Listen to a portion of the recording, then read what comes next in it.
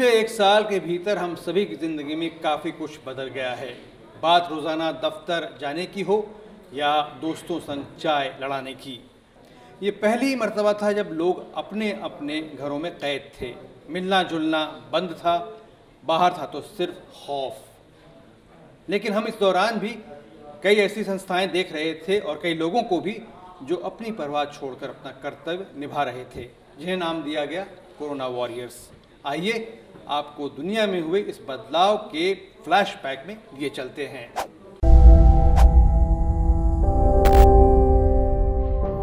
दिसंबर का महीना साल 2019 यानी अब से ठीक एक साल पहले। एक तरफ दुनिया नए साल का स्वागत कर रही थी तो वहीं दूसरी ओर चीन के डॉक्टर वेनी लियांग ने इस बात की चेतावनी दे दी थी कि जिस नए साल का स्वागत हम भले ही खुशी के साथ कर रहे हों, लेकिन वो दुनिया के लिए नई चुनौतियों के साथ बड़ा बदलाव लेकर आ रहा है। ये चेतावनी इसलिए थी क्योंकि 2020 में आने वाला बदलाव दुनिया को आर्थिक, सामाजिक और शारीरिक तौर पर झकझोर देने वाला था। वुहान सेंट्रल अस्पताल के eye specialist doctor when Liang 30 दिसंबर को ही अपने साथी डॉक्टरों को चेता चुके थे कि उन्होंने कुछ मरीजों में सॉर्स जैसे वायरस के लक्षण देखे हैं। यहाँ तक कि दुनिया में अपने आप को सबसे विकसित कहने वाला देश भी इसके सामने विवश हो जाएगा। दुनिया में कोरोना का पहला मामला 8 दिसंबर को 2019 को चीन के हुबेई प्रांत में पाया गया। 17 मई को पहली बार दुनिया में 24 घंटे में 1 लाख से ज्यादा कोरोना के मामले दर्ज किए गए। 5 दिसंबर 2020 को दुनिया में 24 घंटों में सर्वाधिक 8,86,721 मामले दर्ज किए गए। एक दिन में सबसे ज्यादा 1,02,33 कोरोना के मामले अमेरिका में पाए गए। भारत में कोरोना का पहला मामला 30 जनवरी 2020 को केरल में पाया गया। 16 सितंबर 2020 को भारत में एक दिन में सर्वाधिक 97,984 कोरोना के मामले दर्ज किए गए। 28 नवंबर 2020 को दुनिया में कोरोना से सर्वाधिक 14,036 मौत के मामले दर्ज किए गए। कोरोना से अब तक कुल 16,83,224 मौतें हो चुकी हैं। अब तक कुल 7,61,149 मामले सामने आ चुके हैं। ब्रिटेन पहला देश बना जिसने 2 दिसंबर को कोरोना वैक्सीन पर मुहर लगाई। ब्रिटेन में पहली कोरोना वैक्सीन 8 दिसंबर को 90 वर्षीय महिला पर लगाई गई।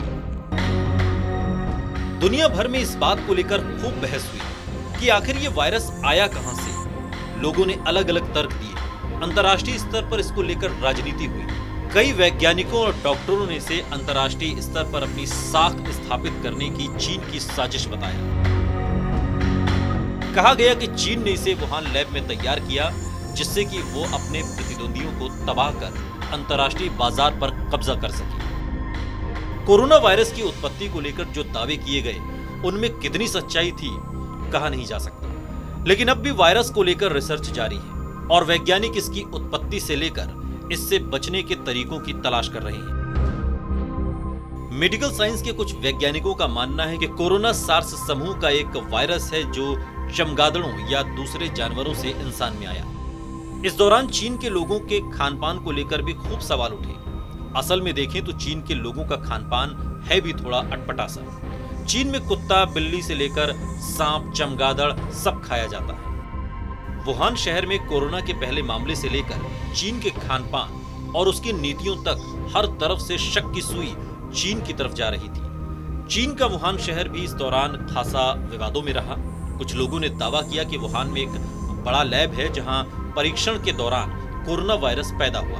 तो वहीं वुहान की मीट मार्केट भी विवादों में थी जहां आपको दुनिया के किसी भी जानवर का मांस मिल जाएगा।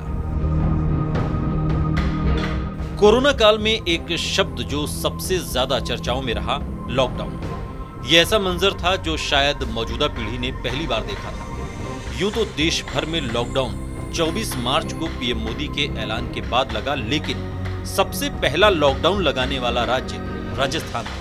उत्तर भारत में राजस्थान पहला राज्य था जहां कोरोना का पहला मामला पाया गया। 9 मार्च 2020 को देशव्यापी लॉकडाउन लगाने वाला इटली पहला देश बना। अप्रैल 2020 तक 90 देशों के 3.9 बिलियन लोग अपने अपने घरों में लॉकडाउन थे। दुनिया में कोरोना के मामले बढ़ने के साथ लोगों में डर का माहौल भी फैल गया। चूंकि वायरस नया था, इसलिए इसके बारे में डॉक्टर्स को भी ज्यादा आइडिया नहीं था, न ही इसकी कोई दवाई थी, जिसकी वजह से सरकारें डर गईं और उसके बाद लॉकडाउन के अलावा भी कई सख्त कदम उठाए गए। कोरोना की वजह से दुनिया में कई बदलाव आए हैं। ऐसा नहीं था कि ये सारे बदलाव नेगेटिव ही हैं। कोरोना महामारी के बीच हमारी आदतों से लेकर प्रकृति तक में कई बदलाव ऐसे हुए जो काफी सकारात्मक रहे हैं। कोरोना की वजह से भारत में सबसे ज्यादा चर्चा अर्थव्यवस्था को लेकर हुई, क्योंकि कभी दुनिया की सबसे तेज गति से बढ़ने वाली अर्थव्यवस्था भारत 2019 में 45 सालों में सबसे निचले स्तर पर थी। ऊपर से कोरोना की दोहरी मार ने भारत समेत दुनिया की कई बड़ी अर्थव्यवस्थाओं को बड़ा नुकसान पहुंचाया, जिसकी वजह से लोगों की नौकरियां गईं और बेरोजगारी का स्तर भी ऊपर आ गया। देश में अचानक हुए लॉकडाउन की वजह से कई लोगों की नौकरियां चली गईं, जिसकी वजह से अपने घरों से दूर दूसरे शहरों में फंसे लोगों में खाने पीने की समस्या होने लगी। और यही वो दौर था जब भारत ने देखा सबसे बड़ा पलायन। जून की तपती दोपहरी में हजारों किलोमीटर पैदल चलने वाले लोगों की तस्वीरों ने दुनिया को भावुक कर दिया। लेकिन जो लोग संपन्न थे, जिनके पास सुविधाएं थीं, उनके लिए कई अवसर भी खोले सोशल मीडिया ने। लोगों के काम को आसान किया। स्कूल कॉलेजों में ऑनलाइन क्लासेस का दौर शुरू हुआ।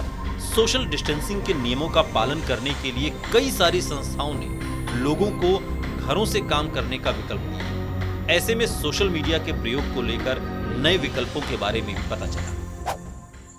बीते एक साल के दौरान इंसान ने कोरोना से जंग में खुद को अभ्यस्त बना लिया है।